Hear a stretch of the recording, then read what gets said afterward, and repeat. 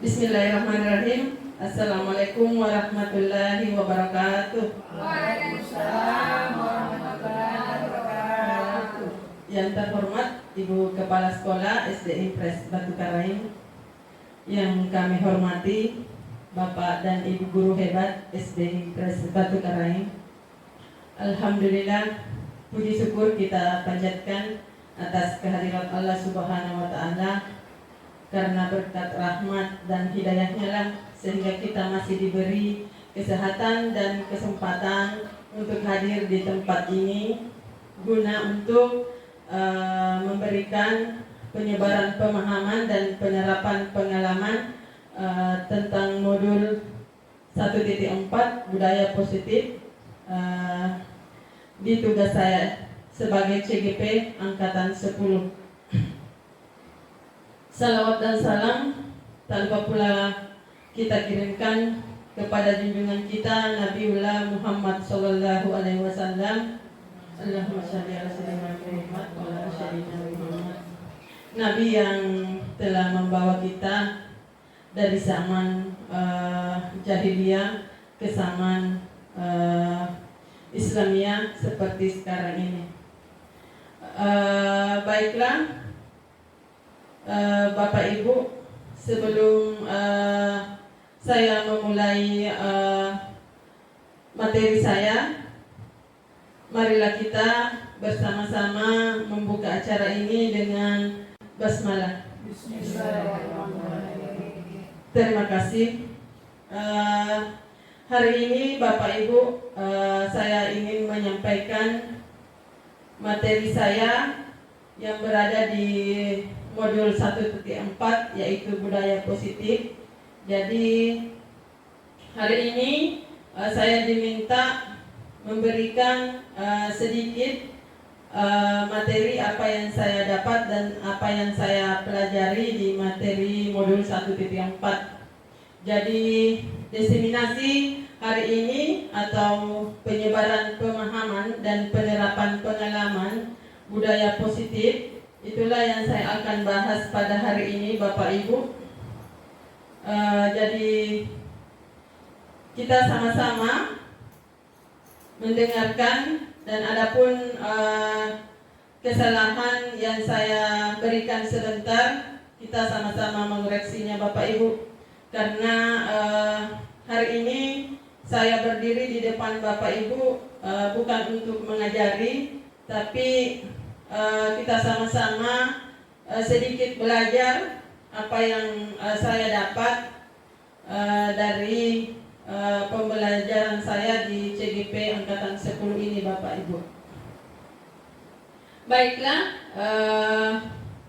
untuk materi awal dari pemahaman modul 1.4 di budaya positif, yaitu konsep inti, di mana konsep inti yang ada di modul 1.4 budaya positif, yang itu pertama perubahan paradigma belajar, yang kedua disiplin positif, yang ketiga nilai-nilai kebajikan, dan yang keempat kebutuhan dasar manusia, dan yang kelima motivasi perilaku manusia.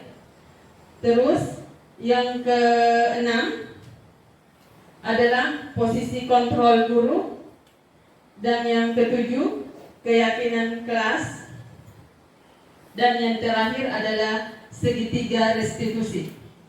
Ini adalah konsep inti materi yang ada di modul 1.4 Bapak Ibu yang saya pelajari, yaitu budaya positif. Jadi kalau kita belajar tentang positif, tentu Bapak Ibu sudah tahu semuanya mengarah ke hal-hal yang baik kalau kita bicara tentang positif.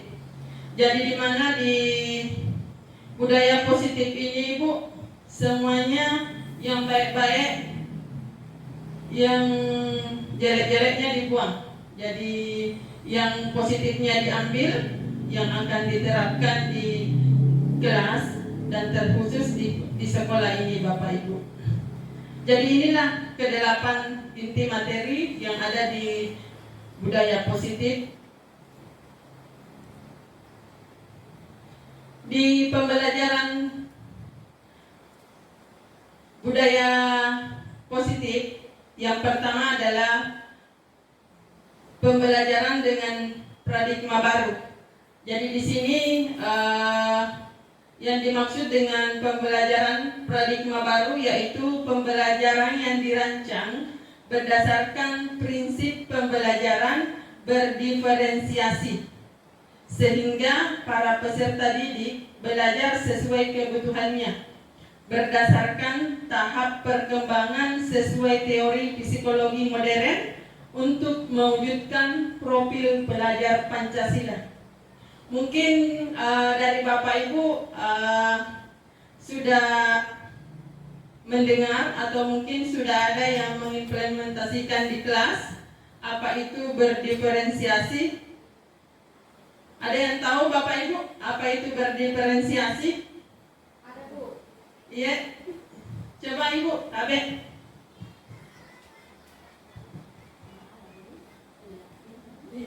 Bisa kita dengar suara tak?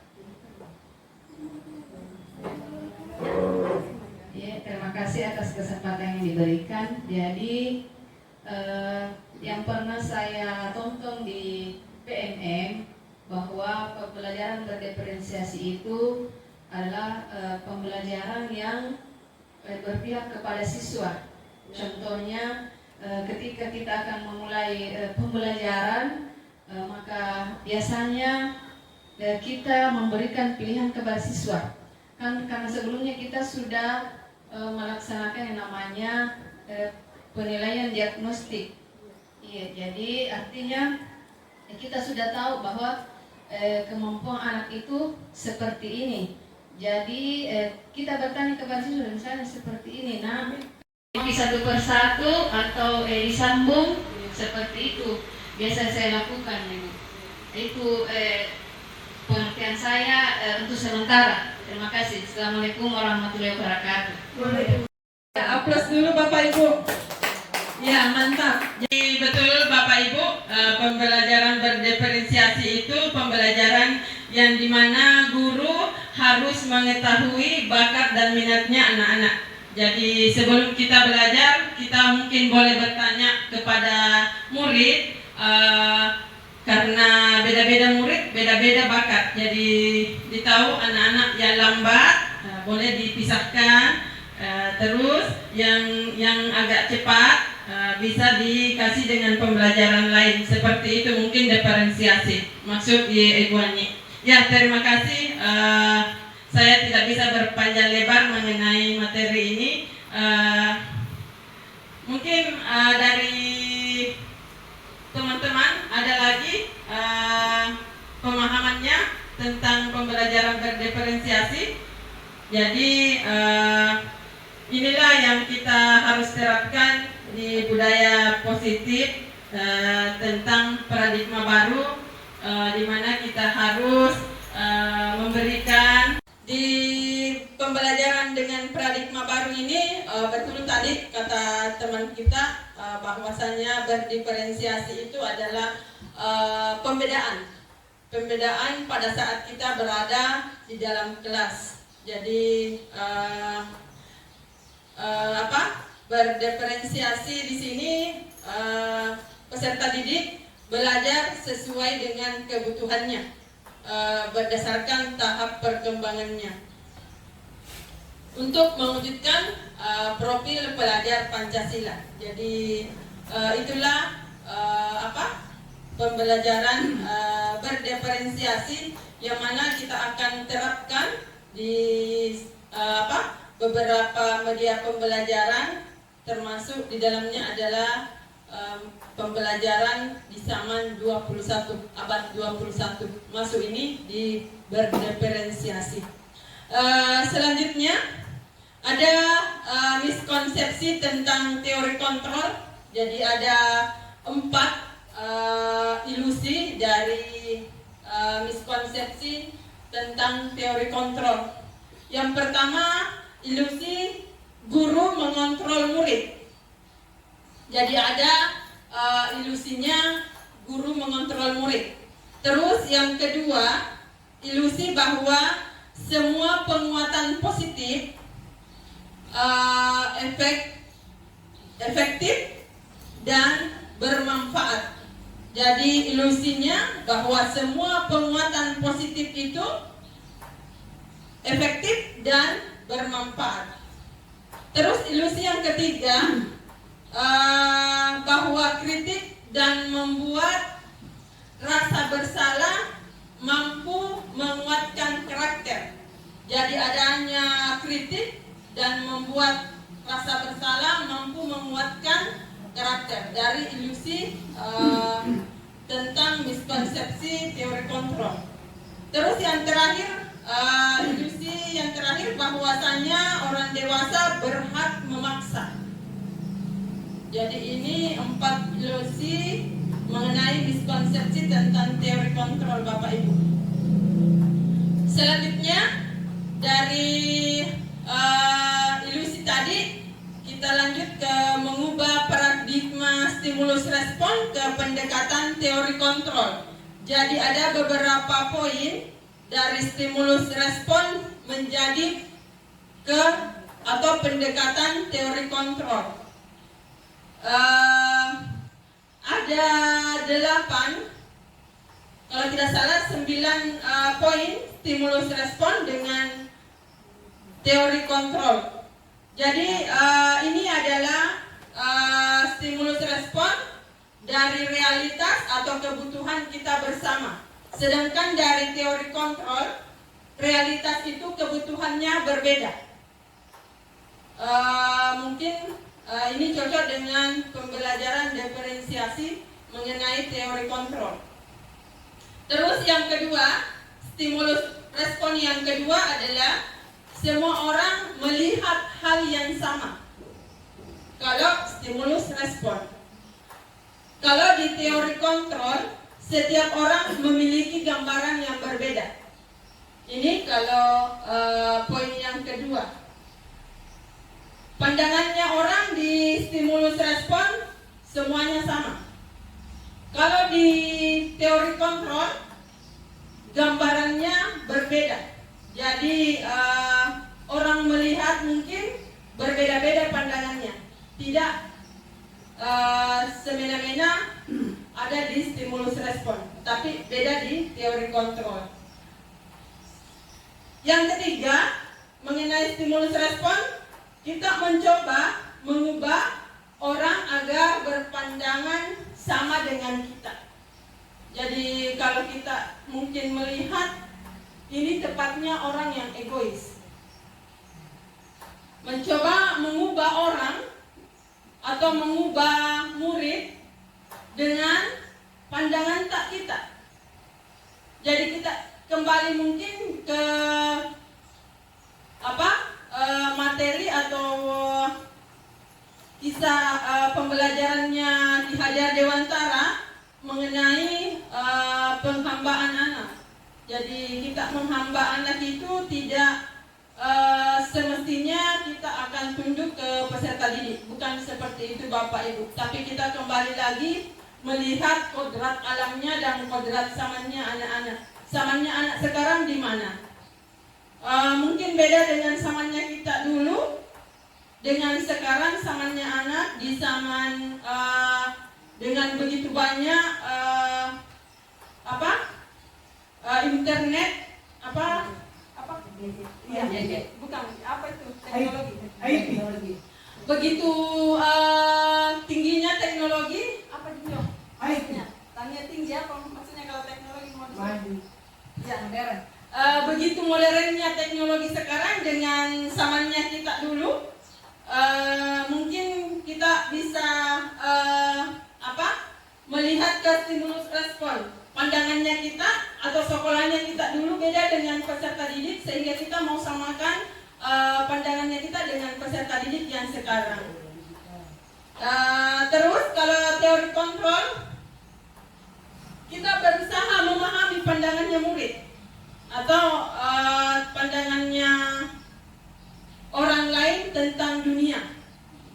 Jadi dunia sekarang, masanya anak dengan masanya kita sangat berbeda. Jadi anak sekarang sudah kelas 1 SD malah sudah punya HP, punya gadget, malah masih umur 2 tahun, 1 tahun bisa menggunakan gadget dengan bermain game atau menonton YouTube, dan dia sudah paham betul di mana posisi atau tempatnya YouTube itu. Mungkin itu dari stimulus respon dengan teori kontrol perbedaannya. Jadi melihat pandangannya, kalau di stimulus respon kita menuntut untuk harus sama pandangan tak. Kalau di teori kontrol berusaha memahami pandangan orang lain tentang dunianya. Selanjutnya Bapak Ibu, perilaku buruk dilihat sebagai suatu kesalahan, itu berada di stimulus respon. Kalau di teori kontrol, semua perilaku memiliki tujuan. Jadi mungkin perilakunya murid ada yang negatif, kita lihat lagi ke belakang apa tujuannya sehingga murid ini melakukan kesalahan. Itu adalah posisi teori kontrol. Kalau posisi stimulus respon, perilaku buruknya itu dilihat adalah suatu kesalahan. Lanjut, orang lain bisa mengontrol saya. Jadi mungkin dari kata ini kita mungkin orang lain atau guru orang lain, saya sebagai murid yang mengontrol itu adalah guru, tidak melihat karakternya anak. Mungkin seperti itu Bu di stimulus respon. Kalau teori kontrolnya, hanya Anda yang bisa mengontrol diri Anda. Jadi kembali lagi ke peserta didik atau siapapun itu, kembali ke diri masing-masing, bagaimana dia mengontrol emosinya, bagaimana dia mengontrol dirinya untuk berbuat suatu kesalahan. Dengan kembali lagi melihat atau tujuan yang dia lakukan. Apa tujuannya sehingga dia melakukan kesalahan. Lanjut, stimulus respon selanjutnya adalah pemaksaan ada pada saat bujukan gagal. Ini pada saat peserta didik mungkin melakukan kesalahan dengan menggunakan teori stimulus respon, ada suatu kegagalan yang kita dapat. Peserta didik terus melakukan kesalahan dengan kita terapkan stimulus respon. Terus teori kontrol selanjutnya setelah stimulus respon adalah pemaksaan ada pada saat bujukan gagal. Kalau di teori kontrol, kolaborasi dan konsekuensi menciptakan pilihan-pilihan baru. Jadi dari kolaborasi mungkin antara guru dan murid melakukan teori kontrol, mungkin ada beberapa pilihan-pilihan baru yang diyakini murid sehingga mereka atau murid tersebut akan berubah. Dan kita lagi kembali melihat kodrat alamnya peserta didik. Jadi bagaimana lingkungannya, bagaimana keluarganya, sehingga peserta didik kita sering melakukan kesalahan. Selanjutnya, stimulus respon yang terakhir adalah model berpikir menang atau kalah. Ini adalah salah satu pemikiran yang digunakan di stimulus respon. Kalau bukan menang, kalah. Mungkin seperti itu Bapak Ibu. Terus di teori kontrol, model berpikir menang-menang, tidak ada kalahnya. Kalau di teori kontrol, Dan itulah Bapak Ibu dari pengubahan paradigma stimulus respon ke pendekatan teori kontrol. Selanjutnya materi disiplin positif. Jadi disiplin positif ini mungkin Bapak Ibu sering mendengar dari kata disiplin. Jadi disiplin ini Bapak Ibu berasal dari kata disiplina yang artinya belajar. Jadi disiplin mengacu pada disiplin diri yang memiliki tanggung jawab terhadap apa yang dilakukannya berdasarkan nilai-nilai yang diyakini. Itu adalah disiplin. Dan kembali lagi kita melihat disiplin positif merupakan salah satu penerapan disiplin yang bertujuan untuk menumbuhkan kesadaran serta memberdayakan peserta didik tanpa imbalan penghargaan. Jadi ini mungkin terapan dari disiplin positif. Jadi kita sebagai guru kalau kita terapkan disiplin positif, tidak ada lagi imbalan. Tidak ada lagi penghargaan, tidak ada lagi hadiah. Ada dampaknya Bapak Ibu. Contohnya kalau di suatu sekolah anak B dan anak A yang dapat peringkat 1, anak B yang dapat peringkat 2. Yang bersaing di sini keduanya. Kembali ke lingkungan keluarga, biasa ada orang tuanya baku sindir-sindir atau bersaing dengan mengakui anaknya si A dapat juara cerita. Terus anak B juga merasa paling bisa atau merasa tersaingi. Akhirnya ada beberapa kerenggangan sosial yang terjadi.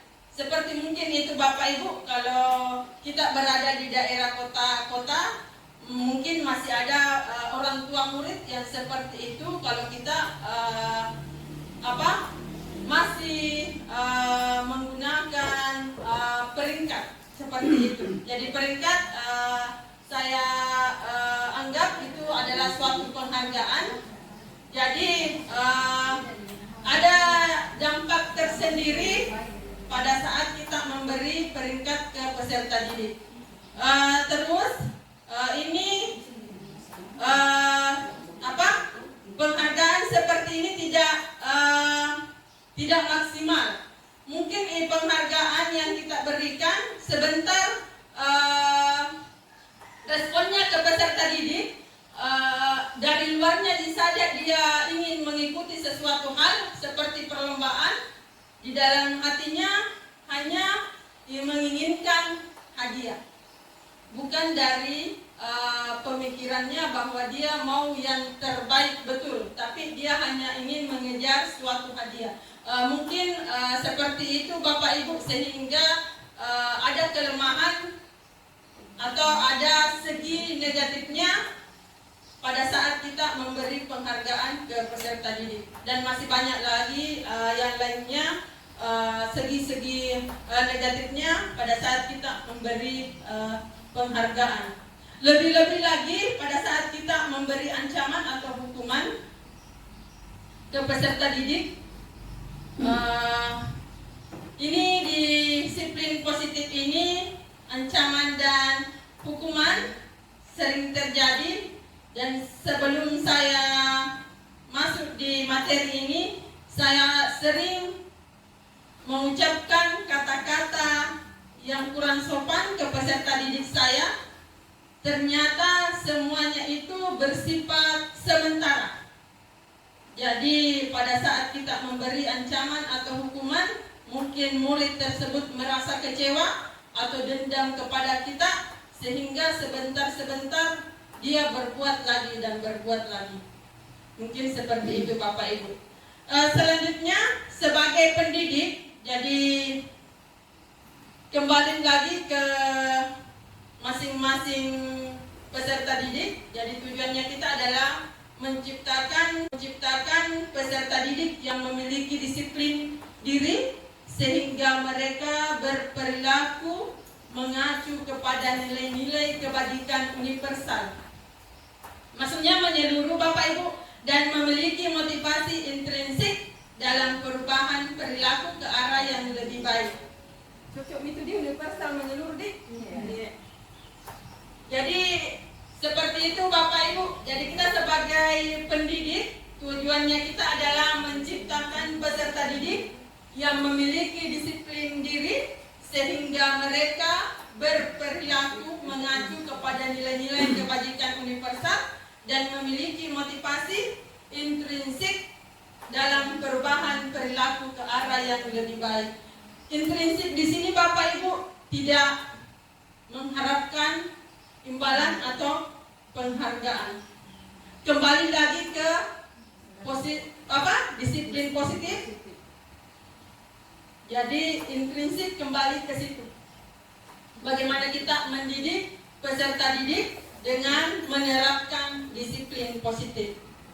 Selanjutnya ada nilai-nilai kebajikan. Jadi nilai yang disepakati bersama lepas dari suku bangsa, agama, bahasa maupun latar belakangnya. Jadi jangan kita melihat dari suku mana dia, dari agama mana dia, apa bahasanya. Ada nilai-nilai kebajikannya Bapak Ibu. Kita menerapkan disiplin positif. Contoh nilai kebajikan dalam suatu institusi atau organisasi. Di dalam profil pelajar Pancasila ada nilai kebajikan yang tertanam di dalamnya Bapak Ibu, yaitu beriman dan bertakwa kepada Tuhan Yang Maha Esa, berakhlak mulia, berkebinekaan global, gotong royong, mandiri, kreatif, dan bernalar kritis. Jadi bagaimana pemikiran kritisnya anak-anak sekarang, itu yang ada di profil pelajar Pancasila.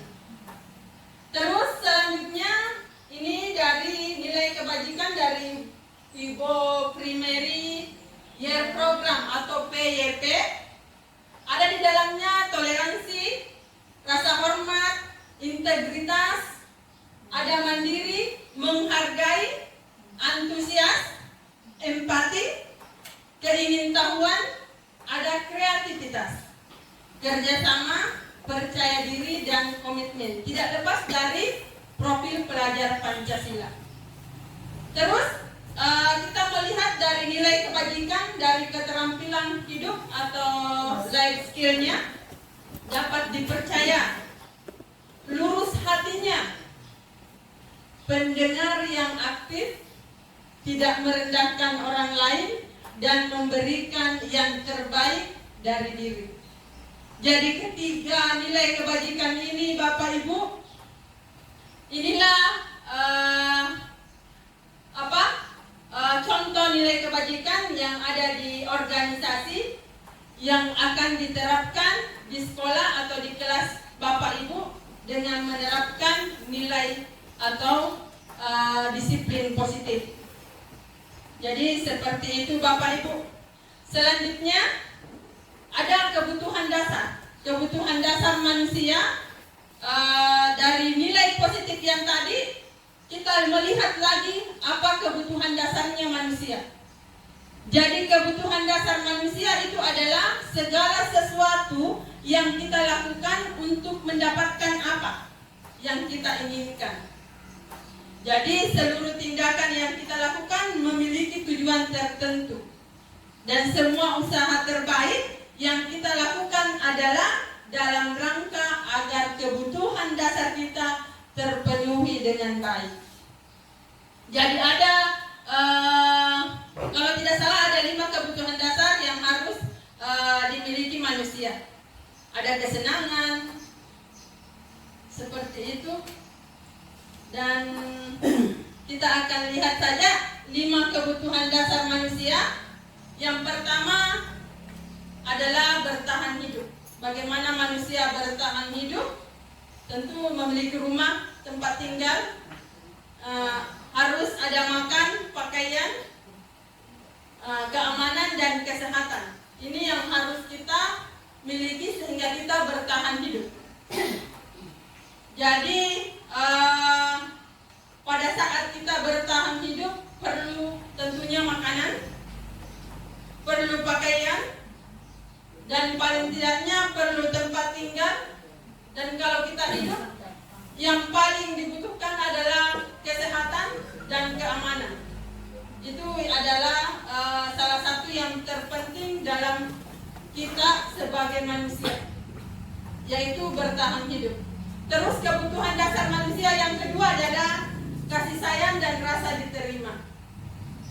Seperti kita di sini, Bapak Ibu, di SDN Pres Batu Karaeng, alhamdulillah kita berada di posisi ini. Ada kasih sayang, ada rasa diterima. Jadi sekarang alhamdulillah mungkin tidak ada lagi yang membeda-bedakan siapa yang kita sayang, siapa yang kita terima. Semuanya saya anggap sama. Tidak ada yang dibeda-bedakan. Baik itu honor, baik itu ASN, dan itu terlihat pada pemimpin kita. Dan alhamdulillah, ya, sekarang sudah hampir berjalan 1 tahun, dan mudah-mudahan sampai ibu pensiun kita akan merasakan kesenangan itu dan kita akan terus bahagia di dalam SDN. Amin amin ya rabbal alamin.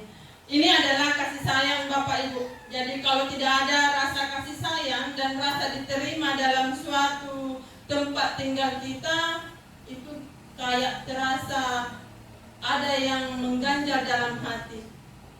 Dalam berbuat sesuatu selalu salah, ada hal-hal yang ingin diucapkan, kita merasa berat. Dan alhamdulillah sekarang semua kata-kata itu dan semua perasaan itu hilang dan terasa bahagianya dan selalunya kita mau berada di sekolah ini, Bapak Ibu. Mungkin Bapak Ibu merasakan juga seperti itu. Jadi semenjak Ibu datang, kita merasa betah di sekolah. Apalagi kalau difasilitasi dengan wifi, Masya Allah, terasa kita berat mau beranjak dari tempat duduk dengan apa yang kita bisa lihat, dengan apa yang bisa kita pelajari di PMN. Mungkin itu adalah suatu kenikmatan, di mana kenikmatan itu yang kemarin-kemarin sangat dibutuhkan. Dan alhamdulillah Allah Maha Kuasa memberi kami dan kita pemimpin yang luar biasa. Ya Allah, baiknya. Mungkin seperti itu Bapak Ibu. Dan mungkin kita rasakan juga bagaimana. Ya, selanjutnya 5 kebutuhan dasar manusia adalah penguasaan. Penguasaan di sini ada harga diri, ada keinginan untuk dianggap, memimpin, berprestasi, diakui, didengar. Itu adalah penguasaan. Pada saat kita mengeluarkan pendapat, pasti merasa mau didengar. Dan itu semua saya anggap di sekolah saya, Bapak Ibu, ada di semua. Tidak ada di kekurangan kurasa. Jadi kadang teman-teman CGP bertanya, Ibu bagaimana kita dengan ini? Ini saya tidak di Bapak Ibu. Welcome sekali teman-teman di sana. Kayak tante, jidang, om, dan mama di sana. Tidak ada yang merasa ini. Jadi kayak seperti saya teman-temanku Bapak Ibu, kan rata-rata ustaz juga sesuluk, Masya Allah. Dan kita tahu masa minawan juga ucapkan. Karena di lingkungan CGP ku jangan jadi memang ketemu, tapi pada saat Zoom, loka karya kayak bagaimana itu, saudara, bisa kayak berat juga. Jadi seperti itu. Dan pada saat bercanda dan saya biasa mengucapkan kata-kata seperti itu, pasti keluar di mulutku, Masya Allah, karena dia juga biasa begitu jianuna bahasana. Jadi pada saat juga menerima materi seperti ini, karena pada saat kita loka karya ada kesepakatan kelas, pada saat azan berbunyi kita hentikan semua aktivitas. Jadi PP juga itu merasa stop. Karena rata-rata ustaz di sana. Ya. Lanjut, kebutuhan dasar manusia yang keempat adalah kebebasan. Mungkin kita harus merasa ada ini kebebasan. Jadi dalam suatu tempat kerja ini juga penting sekali adanya kebebasan, di mana kita bebas berpikir atau beride, gagasan tak, dan bisa dikeluarkan dan teman-teman lain bisa merespon. Ya, seperti itu, berkolaborasi mungkin Bapak Ibu. Jadi kebebasan di sini boleh kita mandiri, memiliki pilihan, mencoba hal baru, dan mampu mengendalikan arah dirinya. Ini adalah kebebasan. Mau kemana kita? Kita yang tentukan diri kita. Jadi itulah 5 kebutuhan dasar manusia. Dan yang terakhir adalah kesenangan. Jadi kelima ini Bapak Ibu, saya anggap semua ada di sekolah ini Bapak Ibu. Mulai kita bertahan hidup, ada makanan, ada keamanan yang kita dapat di sekolah ini Bapak Ibu. Lebih-lebih lagi rasa kasih sayang dan rasa diterima, ada penguasaan, ada kebebasan, dan lebih-lebih ada kesenangan. Kesenangannya apa? Saya lihat teman-teman pada saat dia sudah masuk di gerbang motor pasti makan, pasti dia senyum, ketawa. Itu tandanya mereka merasa senang berada di sekolah ini Bapak Ibu. Tidak ada beban, tidak ada rasa apa di dalam hati, sehingga kita berada di sekolah ini. Setidaknya pada saat kita masuk di lingkungan sekolah ini, ada hal-hal positif yang ada di dalamnya. Jadi kesenangan, bagaimana kita bermain, bagaimana kita humor dengan teman-teman, tidak ada sekat-sekat di dalamnya bahwasanya dia pemimpin tak, dia bawahan tak, tidak ada. Kesenangan ada di sini. Antusiasme, antusiasta kita dan tertawa kita tidak pernah ditahan. Jadi kesenangan itu betul-betul lepas kalau kita berada di sekolah ini. Inilah 5 kebutuhan dasar dari apa yang ada tadi dinilai positif. Jadi hubungannya dari nilai positif kita melihat lagi ke 5 kebutuhan manusia. Jadi dari kelima kebutuhan ini kalau sudah terpenuhi semua, insya Allah semua peserta didik akan memiliki karakter sesuai yang ibu bapak inginkan. Mungkin seperti itu Bapak Ibu, di mana di kebutuhan dasarnya terjamin makanannya, tempat tinggalnya, keamanannya, kesehatannya, dan mungkin akan berimbas ke 4 kebutuhan dasar ini Bapak Ibu, sehingga peserta didik akan melakukan apa yang kita inginkan, tentunya melihat ke disiplin positif yang tadi Bapak Ibu. Selanjutnya ada motivasi perilaku manusia. Jadi yang 2 ini Bapak Ibu adalah motivasi eksternal dari luar. Jadi motivasi ini untuk menghindari ketidaknyamanan atau hukuman. Dia melakukan kegiatan-kegiatan yang positif hanya untuk menghindari ini, hanya untuk menghindari hukuman. Itu adalah motivasi eksternal Bapak Ibu. Dari luar peserta didik merubah sikapnya karena dia mungkin menghindari hukuman, karena mungkin dia tidak menghindari ketidaknyamanan kalau pada saat bersama dengan temannya lantas tidak ditemani. Dia mungkin dari luarnya mau baik, ia terpaksa karena ini adanya motivasi eksternal dari luar. Apalagi Bapak Ibu untuk mendapatkan imbalan atau penghargaan. Jadi peserta didik mungkin ada yang seperti itu. Kenapa di disiplin positif kita setidaknya perlahan-lahan dihilangkan itu memberi penghargaan atau imbalan? Karena ini yang terjadi, motivasi eksternalnya. Anak-anak mungkin ingin mengikuti perlombaan, biar dia karakternya bukan di situ, dia ikut karena ini. Mungkin hanya ingin mendapat imbalan atau penghargaan hadiah. Ya, seperti itu Bapak Ibu. Itu adalah motivasi eksternal. Terus kita melihat ke motivasi internalnya, dari dalam dirinya, dari dalam peserta didik, untuk menjadikan orang yang mereka inginkan dan menghargai diri sendiri dengan nilai-nilai yang mereka percaya.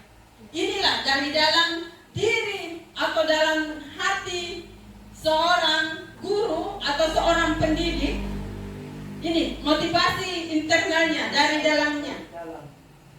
Dia menginginkan betul ketercapaian itu dari dalam dirinya dan nilai-nilainya yang mereka percaya. Mungkin nilai-nilai yang dipercaya itu bahwasanya saya tidak mau masuk pantomim, saya tidak ada bakatku di situ. Itu dari dalam dirinya. Tapi kalau ada peserta didik, dia paksakan masuk pantomim hanya untuk mendapat penghargaan, ya itu adalah motivasi eksternal. Berarti Bapak Ibu bisa melihat, oh ini anak bukan dari dalam dirinya mengikuti itu. Makanya ini tidak maksimal memberikan penghargaan. Seperti itu Bapak Ibu. Jadi motivasi perilaku manusia ada dari dalam dan ada dari gangguan luarnya, yaitu motivasi eksternalnya. Lanjut.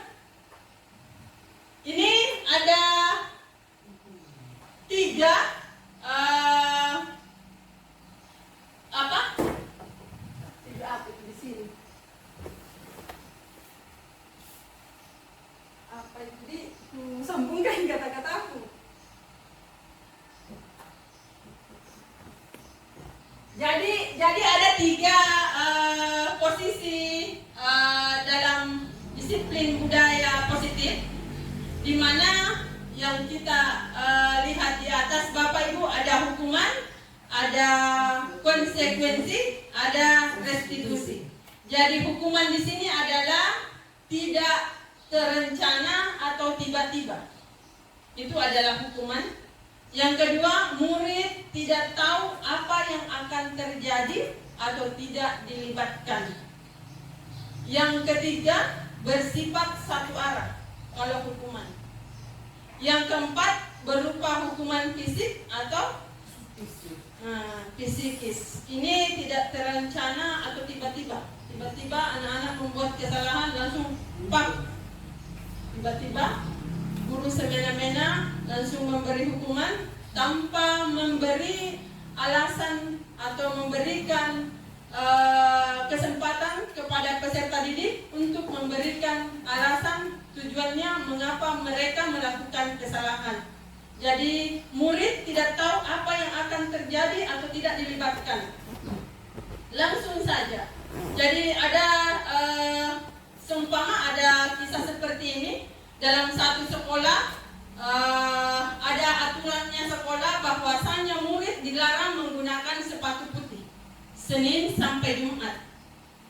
Lantas pada seumpama hari Selasa lah, ada murid yang menggunakan sepatu putih, gurunya langsung memanggil tanpa meminta apa alasannya, penjelasannya apa, sehingga murid tersebut menggunakan sepatu putih, langsung diberi hukuman. Sekarang kamu harus lari 5 kali keliling lapangan.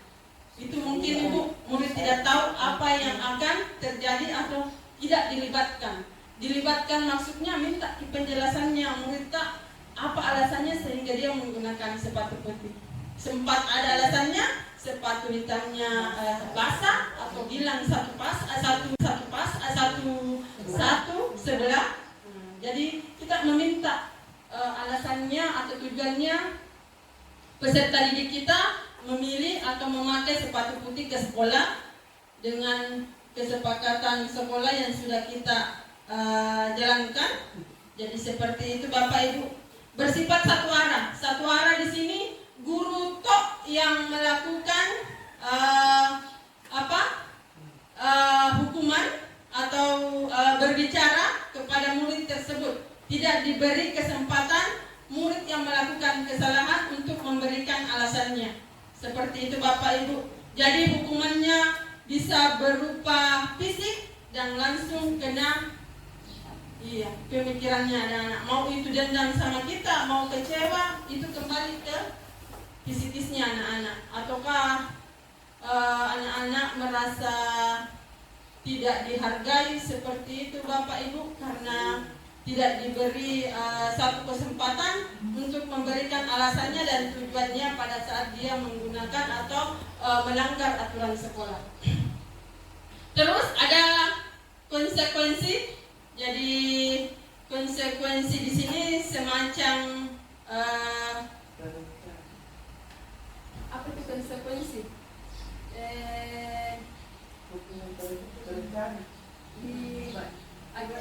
Akibatnya.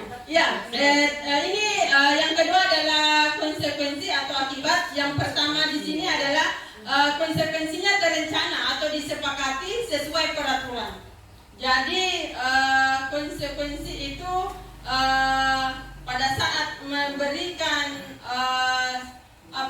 peserta didik minta kesepakatan. Bisa jadi kalau saya hukum seperti ini, itu adalah salah satu kesepakatan sesuai peraturan yang sebelumnya kita sudah sepakati bersama. Terus yang kedua, murid tetap dibuat tidak nyaman. Tidak nyaman dengan apa yang murid lakukan, dengan berbagai hukuman yang kita berikan atau konsekuensi. Mungkin anak-anak merasa tidak nyaman dengan konsekuensi yang kita berikan, tanpa meminta ke peserta didik apakah ini anak-anak nyaman atau tidak nyaman pada saat kita memberikan konsekuensi. Terus yang ketiga, sikap guru selalu memonitor murid, selalu memberikan pandangan-pandangan yang negatiflah kepada murid pada saat mereka melakukan kesalahan. Dan yang terakhir adalah restitusi. Restitusi di sini adalah proses menciptakan kondisi bagi murid untuk memperbaiki kesalahan. Jadi disinilah guru diminta untuk menciptakan berbagai kondisi agar murid dapat memperbaiki kesalahannya dari kesalahan yang dibuat.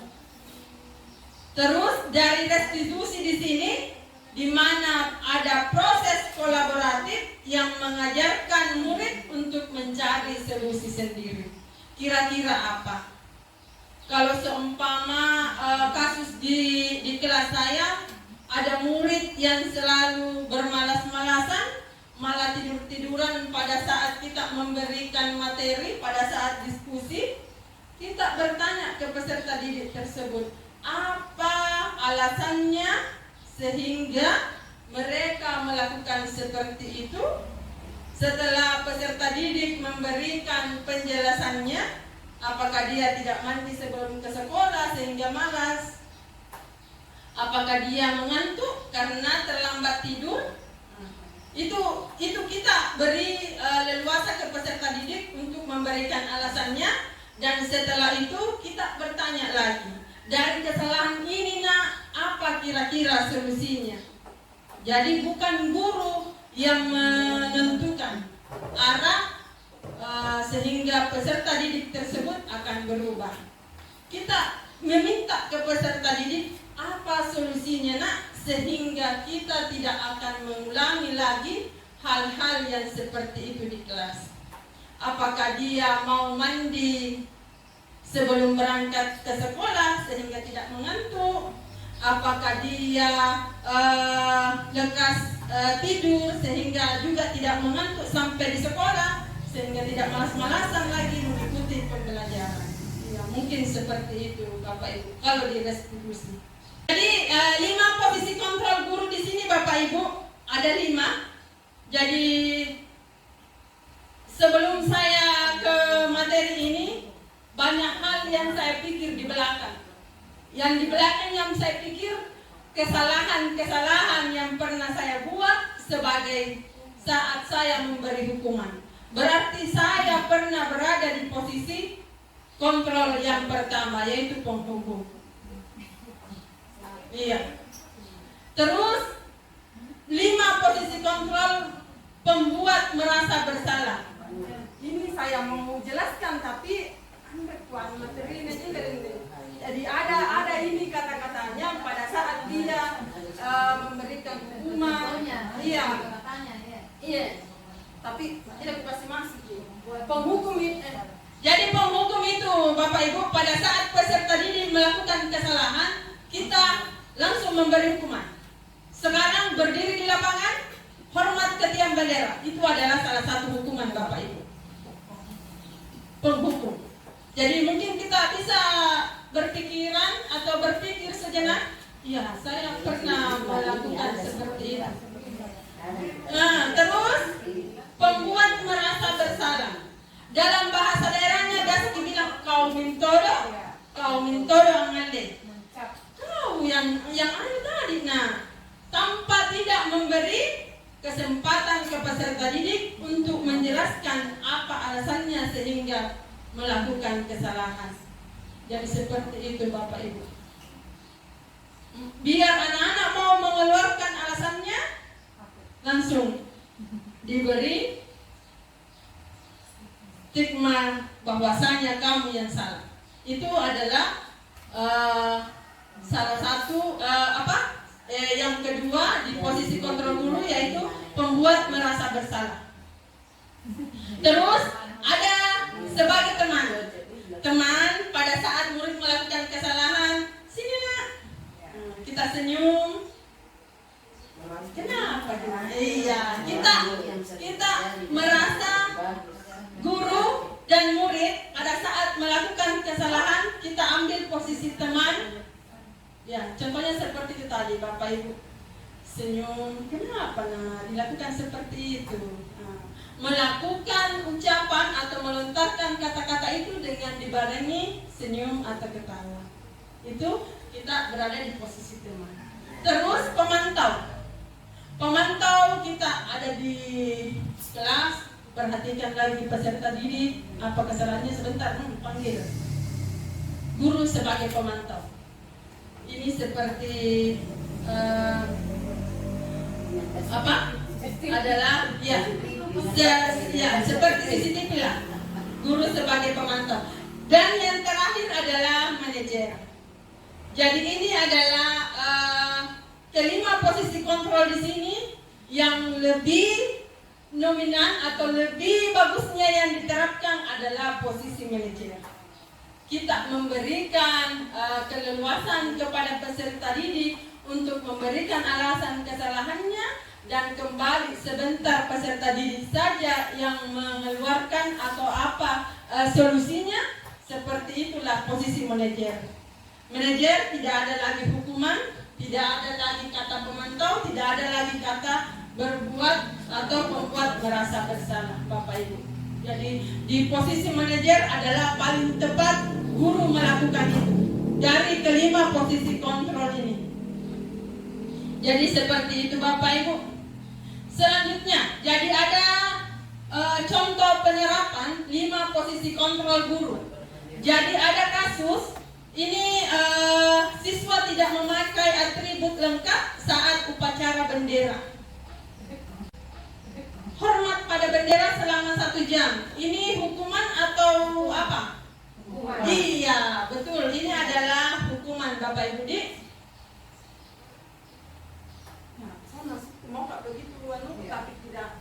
karena kemarin itu Tuhan ini bikin PPT-nya. Ya, jadi ini adalah hukuman hormat pada bendera selama 1 jam, termasuk posisi kontrol guru yang diterapkan adalah hukuman. Terus berapa kali ibu harus memberitahu kamu? Kamu selalu saja mengecewakan ibu. Posisi kontrol apa ini Bapak Ibu? Pembuat merasa bersalah. Jadi ini adalah pembuat merasa bersalah seperti halnya yang tadi saya katakan Bapak Ibu. Jadi pada saat kita melontarkan kata-kata seperti itu, kita kembali di kelas, kita hayati saja kata-kata yang sering keluar apa. Apakah kita termasuk penghukum, apa kita termasuk teman, apa kita termasuk pemantau, apa kita sebagai pembuat merasa bersalah, atau kita berada di posisi manajer. Dan saya sekarang Bapak Ibu mau menerapkan posisi sebagai manajer dan tidak lepas dari teman. Seperti itu Bapak Ibu yang saya pelajari, dan mungkin bagi saya juga ada merasa berubah. Tapi kadang duduk di kelas pada saat saya sudah memberi soal ke peserta didik, merasa melonjak-tonginya peserta didik ya. Karena apa? Karena mungkin kita tidak pernah melihat peserta didik lagi berkata yang bagaimana sebelumnya. Ya seperti itu perubahan yang ada pada saya. Tapi kadang juga kita sebagai manusia, kadang itu emosi tidak bisa terkontrol kalau anak-anak membuat kesalahan. Ya, selanjutnya ini ada lagi kata seperti ini. Apakah kamu tahu kesalahanmu? Kira-kira bagaimana kamu memperbaiki kesalahanmu? Ini termasuk posisi kontrol apa Bapak Ibu? Apakah kamu tahu kesalahanmu? Kira-kira bagaimana kamu memperbaiki kesalahanmu? Tepuk tangan dulu untuk Bapak Ibu kepala sekolah. Ya, ini adalah kata-kata manajer. Jadi anak-anak punya kesalahan, anak-anak sendiri yang harus memberikan solusinya, bukan guru. Karena solusi dari peserta didik sebentar akan dimintai pertanggungjawaban karena dia sendiri yang mengucapkan dan melihat dari kesepakatan kelas yang kita sudah berikan ke peserta didik. Seperti itu Bapak Ibu. Jadi ketiga kata-kata ini kalau kita sudah cermati dan pahami kelima posisi kontrol Bapak Ibu, dimanapun ucapannya guru pasti kita sudah tahu, kita sudah pahami. Oh ini guru menggunakan posisi ini. Jadi kelima posisi ini Bapak Ibu silahkan dan saya minta yang betul-betul diterapkan adalah posisi manajer. Jadi mungkin inilah yang akan keluar di mulut Bapak Ibu pada saat peserta didik mengeluarkan atau melakukan kesalahan. Ya, apakah kamu tahu kesalahanmu nak? Kira-kira bagaimana kamu memperbaiki kesalahanmu nak? Dari kata-kata itu kita seolah-olah memberikan keleluasan untuk mengeluarkan solusi atau tujuan dari masalahnya sehingga anak-anak tersebut bisa berubah dari kesalahan yang dilakukan. Jadi seperti itu Bapak Ibu. Ini contoh posisi kontrol. Saya tidak selesai melakukan. Jadi saya kecewa sekali dengan kamu. Jadi ini betul Ibu. Posisi kontrol yang dilakukan guru seperti ini adalah teman. Kadang kita sebagai teman di luar sana pasti di luar kecewa sama kita. Diikuti dengan senyum, ketawa tak. Jadi posisi kontrol ini yang keluar adalah sebagai teman. Selanjutnya Bapak Ibu, kamu tidak pernah melakukannya. Kamu tidak pernah benar melakukannya. Kamu tidak pernah benar melakukannya. Posisi kontrol apa ini Bapak Ibu? Kamu tidak pernah benar melakukannya. Ini adalah berbuat apa? membuat merasa bersalah. Kamu tidak pernah benar melakukannya, nak. Selalu salah. Selalu salah. Iya. Ya, selanjutnya apa rencanamu untuk menyelesaikan masalah ini, nak? Iya, ini adalah manajer. Ayolah, lakukan demi Bapak, Ibu. Iya. Ayolah, lakukan demi Bapak. Atau ayolah, lakukan demi Ibu ya.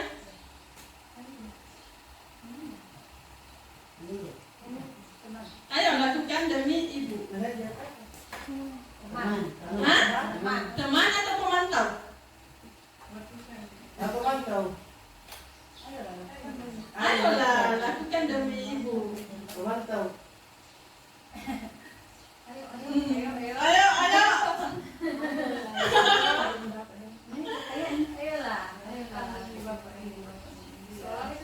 Seolah-olah ya memberikan. Bapak yang menyuruh ini, ibu yang menyuruh. Ayolah, kalau posisi gurunya laki-laki, ayolah lakukan demi Bapak ya. Kalau gurunya Ibu ya, ayolah lakukan demi Ibu ya. Teman, iya, tepuk tangan dulu. Teman, dia posisi kontrolnya adalah teman. Selanjutnya, kamu tidak pernah mendapat nilai jika tidak mengerjakan tugas. Kamu tidak pernah mendapat nilai jika tidak mengerjakan tugas. Posisi kontrol apakah? Kamu tidak pernah mendapat nilai jika tidak mengerjakan tugas. Pemantau Bapak Ibu, kamu tidak pernah mendapat nilai jika tidak mengerjakan tugas. Oke, selanjutnya kita masuk ke keyakinan kelas. Mengapa bukan keyakinan kelas? Mengapa keyakinan kelas? Mengapa bukan peraturan kelas? Mungkin ada yang bisa menjelaskan Bapak Ibu. Mengapa harus keyakinan kelas, bukan peraturan kelas? Mengapa? Ada? Kalau peraturan berarti kayak memaksakan. Nah, kalau peraturan kayak memaksakan. Kalau keyakinan, kesepakatan bersama. Ya, tepuk tangan dulu buat Ibu Erna. Terima kasih. Jadi kembali lagi, keyakinan kelas itu adalah kesepakatan bersama. Kalau peraturan kelas, biasanya guru tok yang melakukan aturan. Tidak ada kesepakatan di dalamnya. Jadi perlu melakukan keyakinan kelas. Seperti itu Bapak Ibu. Jadi sebelum saya masuk CGP Bapak Ibu, saya sudah melakukan ini, keyakinan kelas. Sebelum kelas 4, naik di kelas 5, saya melakukan seperti itu. Jadi ada kesepakatan, cuman dalam yang saya buat tidak tertulis. Makanya anak-anak kayak yang sudah lupa melanggar. Jadi sekarang saya sudah masuk CGP. Ternyata kesepakatan kelas kita menulis masing-masing apa yang diinginkan murid. Setelah itu ditempel menggunakan, ya boleh menggunakan kertas kecil, boleh menggunakan seperti ini, boleh menggunakan seperti ini. Jadi anak-anak menulis apa keinginannya. Nah, ini anak-anak menulis tidak boleh membawa HP. Jadi kita mencari apa-apa lagi yang sudah ditulis dari anak-anak, kan kadang sama. Jadi seperti ini kita harus menyelesaikan tugas sebelum terlambat, menghormati teman dan guru. Nah, banyak yang kata-kata seperti ini. Menghormati guru dan teman itu ada juga. Jadi kita memilah sampai berapa kesepakatan kelas. Setelah itu kita tempel di dinding kelas. Jadi setiap hari peserta didik melihat kesepakatan kelas yang ditulis dan atau disepakati. Dan kita apa tuh sekarang? Saya sudah masuk CGP.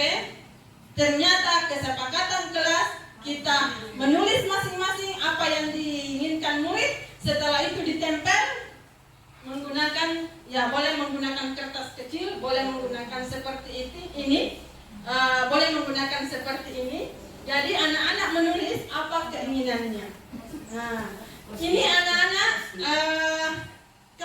menulis tidak boleh membawa HP. Jadi kita mencari apa-apa lagi yang sudah ditulis di anak-anak, kan keadaannya sama. Jadi seperti ini kita harus menyelesaikan tugas sebelum terlambat, menghormati teman dan guru. Nah, banyak yang kata-kata seperti ini. Menghormati guru dan teman itu ada juga. Jadi kita memilah sampai berapa kesepakatan kelas. Setelah itu kita tempel di dinding kelas. Jadi setiap hari peserta didik melihat kesepakatan kelas yang ditulis dan atau disepakati. Dan kita apa konsekuensinya nak kalau kita langgar ini?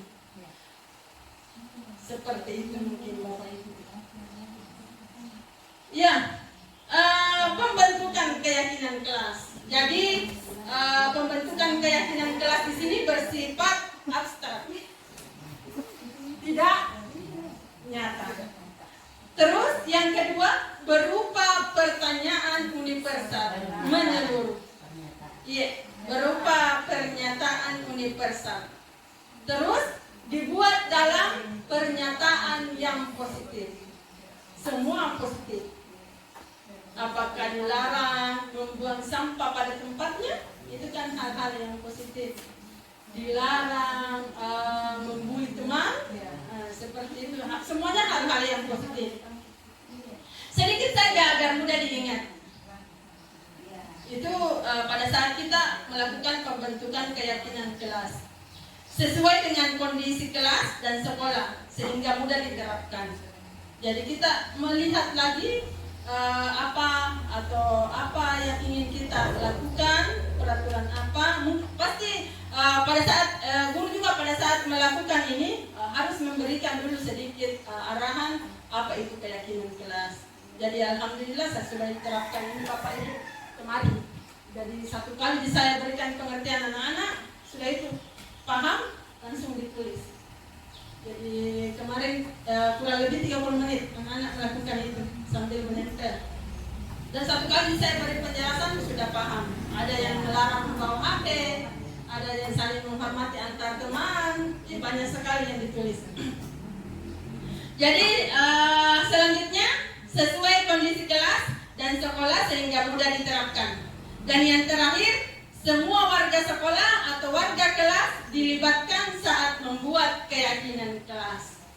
Jadi sempat kita lihat peserta didikku hadir semua. Ayo deh kita melakukan kesepakatan kelas. Selama kita berada di kelas 5, kita harus menulis kesepakatan atau keyakinan kelas. Dikasih pengertian ke peserta didik.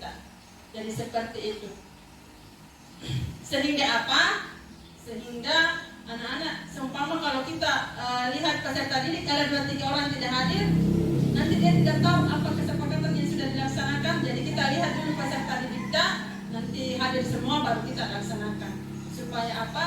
Supaya pada saat melakukan pelanggaran seumpama anak tersebut tahu apa keyakinan kelas yang sudah dilanggar. Seperti itu Bapak Ibu. Kembali, ini adalah materi terakhir, adalah segitiga restitusi. Jadi segitiga restitusi ini adalah suatu proses dialog yang dijalankan oleh guru agar dapat menghasilkan murid yang mandiri dan bertanggung jawab. Ini adalah posisi guru ada di manajer di sini Bapak Ibu. Di segitiga restitusi. Ada 3 tahapan yang ada di segitiga restitusi. Yang pertama, menstabilkan identitas. Sini nak, kamu tahu hari ini saya panggil. Pada saat peserta didik, ya Bu, saya tahu saya melakukan kesalahan seperti ini Bu. Itu adalah menstabilkan identitas. Validasi tindakan yang salah. Kamu tahu nak, kesalahan tak hari ini, apakah keyakinan yang sudah dilanggar, keyakinan apa kira-kira nak? Jadi jadi ada 3 tahapan yang kita gunakan pada segitiga restitusi. Tepatnya ini berada di kelima posisi kontrol, yang terakhir itu adalah manajer. Jadi menanyakan keyakinan. Jadi keyakinan yang terakhir Bapak Ibu yang tadi saya bilang, keyakinan kelas. Jadi validasi tindakan yang salah kita beri ke peserta didik. Kamu tahu nak, apa yang kamu lakukan itu adalah suatu kesalahan. Kita sebagai manusia tidak luput dari kesalahan loh nak. Manusia itu diciptakan tidak sempurna lah, ya seperti itu. Jadi semua orang atau ibu pun juga pernah melakukan kesalahan. Ya, mungkin itulah yang terlontar pada saat kita melakukan validasi tindakan yang salah. Seperti itu Bapak Ibu. Jadi segitiga restitusi ada 3 tahapan yang terjadi di dalamnya pada saat anak melakukan kesalahan. Jadi menstabilkan identitas berdasarkan prinsip membuat kesalahan adalah bagian dari proses pembelajaran. Jadi prinsip membuat kesalahan itu, anak-anak melakukan kesalahan pasti di dalamnya adalah suatu bagian proses pembelajaran. Jadi di mana itu berbuat salah itu wajar. Tidak ada manusia yang sempurna, pasti ada salahnya. Jadi kadang di dalam kelas saya selalu lontarkan ini Bapak Ibu. Apa kesalahan tanah? Ya, semua orang pasti pernah berbuat kesalahan. Ibu juga pernah. Masalah untuk peserta didik kesalahannya apa? Kalau kita sudah lontarkan seperti ini, ibu tidak mau mencari siapa yang salah, tapi ibu ingin mencari solusi dari permasalahan ini. Jadi anak-anak yang diminta apa solusinya dari permasalahan yang dilakukan atau kesalahan yang dilakukan. Iya, kamu berhak merasa begitu. Mungkin karena merasa tidak nyaman pada saat peserta didik dibully atau diejek. Mungkin guru bisa mengeluarkan kata-kata seperti itu. Ya, kamu berhak merasa begitu nak. Mungkin ibu kalau di posisinya mungkin melakukan juga seperti itu. Karena diejek, karena dikatai, ya mungkin seperti itu. Jadi validasi atau tindakan yang bisa kamu ambil nak, ya mungkin saya harus sabar ibu. Iya, seperti itu. Jadi dari hasil menstabilkan identitas, mungkin kita sudah tahu kata-kata apa yang akan terlontar dan keluar dari mulut Bapak Ibu pada saat peserta didik melakukan kesalahan. Jadi seperti itu Bapak Ibu. Ini ada validasi tindakan yang salah. Berdasarkan prinsip setiap perilaku berupaya memenuhi suatu kebutuhan tertentu. Jadi ini validasi yang salah Bapak Ibu. Di mana kata-katanya kamu pasti punya alasan mengapa melakukan hal itu.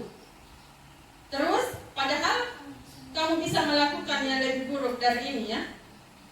Ini validasi tindakan yang salah Bapak Ibu. Kamu patut bangga karena telah melindungi sesuatu yang penting buatmu.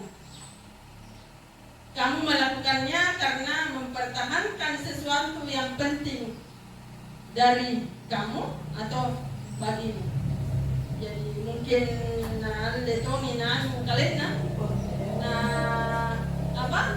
motongi bela dirina pada saat dia melakukan masalah dengan temannya, seperti itu. Jadi ini adalah salah satu tindakan validasi tindakan yang salah. Yang selanjutnya menanyakan keyakinan. Jadi berdasarkan prinsip teori kontrol bahwa pada dasarnya kita termotivasi secara intrinsik. Motivasi dari penghargaan, dari hadiah, itu adalah menanyakan keyakinan. Apa keyakinan kelas kita? Nah, kembali lagi keyakinan kelas yang sudah dibuat. Nilai-nilai apa yang telah disepakati bersama? ada nilai kerjasama atau gotong royong atau kolaborasi, ada nilai kebersamaan. Cocok tadi kebersamaan gotong royong. Jadi seperti itu Bapak Ibu. Ada nilai-nilai yang perlu kita capai di sini, yang kita sepakati pada saat kita melakukan keyakinan kelas. Ya, seperti apa gambaran sebuah kelas yang ideal menurut kamu? Ya, seperti apa gambarannya sebuah kelas yang ideal menurut kamu? Apakah di dalamnya muridnya sopan? Mungkin itu yang diharapkan. Kelasnya nyaman, tidak kotor. Ya, mungkin seperti itu Bapak Ibu. Kami ingin menjadi orang yang seperti apa? Ya, kita berpikir lagi, begitu betul, begitu bagusnya posisi kontrol dalam budaya positif di lingkungan sekolah kita terapkan. Karena semua atau hal-hal yang kita lontarkan itu mengarah ke peserta didik pada saat peserta didik melakukan kesalahan. Ini ada contoh penerapan segitiga yang saya lakukan Bapak Ibu. Ini tidak apa? Ada video.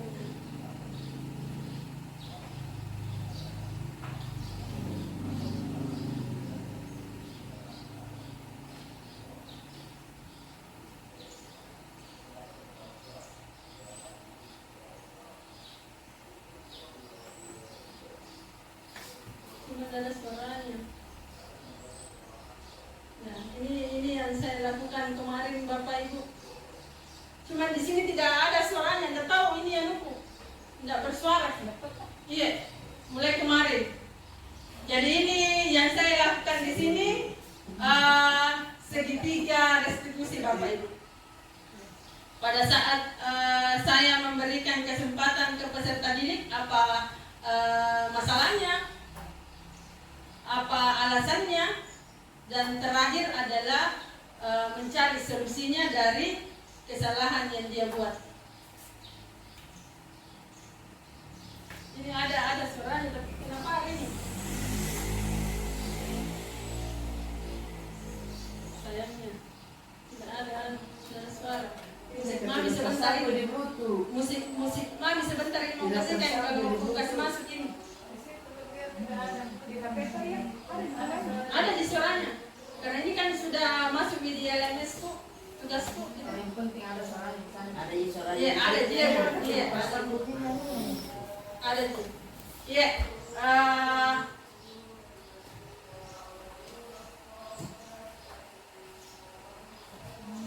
Penutup, dalam penerapan program disiplin positif, hendaknya guru memiliki standar kepribadian profesional dan sosial bagi guru. Jadi hendaknya guru memiliki standar kepribadian profesional dan sosial yang baik, di mana guru mampu merefleksikan dirinya dalam posisi kontrol saat ini. Bagaimana perjalanan dirinya sebagai among atau manajer. Jadi kita dituntut sebagai manajer yang menuntut murid-muridnya menjadi insan yang mandiri, merdeka dan bertanggung jawab sesuai dengan standar nasional pendidikan. Terima kasih Bapak Ibu. Diseminasi materi dan tugas saya di CGP di angkatan 10 tentang budaya positif di modul 1.4, dan hari ini kegiatan diseminasi saya dengan saya ucapkan hamdalah alhamdulillahirrahmanirrahim, dan saya akhiri wassalamualaikum warahmatullahi wabarakatuh.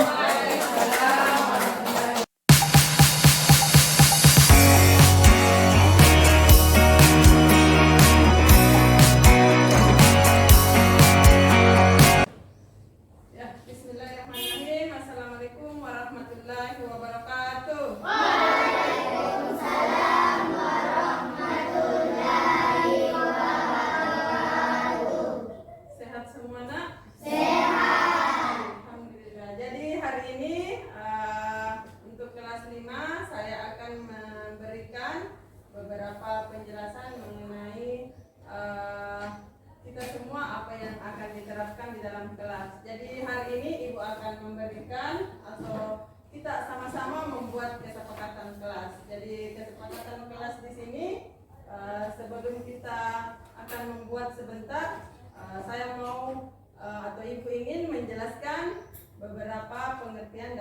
kesepakatan kelas sebelum kita membuat kesepakatan kelas.